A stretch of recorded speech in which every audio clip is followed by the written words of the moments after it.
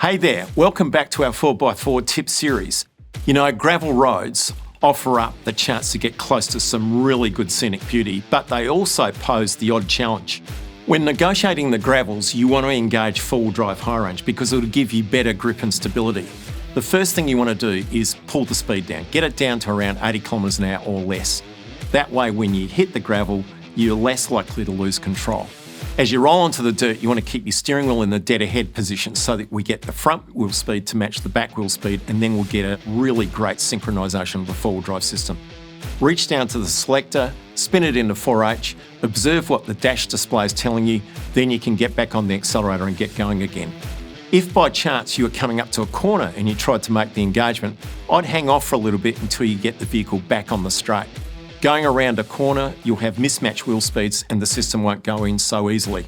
Once you've successfully engaged four-wheel drive and we're on the dirt, don't tinker with the traction or stability control systems because at high speeds, they're designed to do a job of keeping you safe. So leave them alone and enjoy the ride. Gravel roads can be tough on your vehicle, and especially so if you're towing. To reduce your tyre pressures by 20% and at the same time slow down by the same margin, so no faster than 80 kilometres an hour. The net benefit of that is you'll stretch the footprint length of the tyre to give you a shorter and surer stop.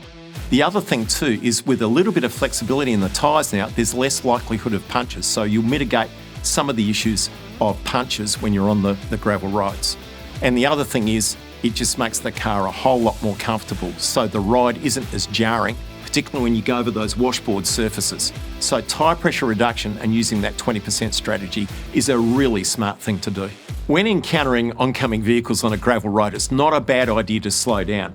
You might peg your speed at about 60 kilometres an hour. Perhaps if the road's really narrow, you might come down as little as 40 or 50 kilometres an hour, but keep adjusting the speed down, and especially so as the road space deteriorates. Lots of corrugations on the road make it really difficult to keep the vehicle under control. And going too quick is a recipe for disaster.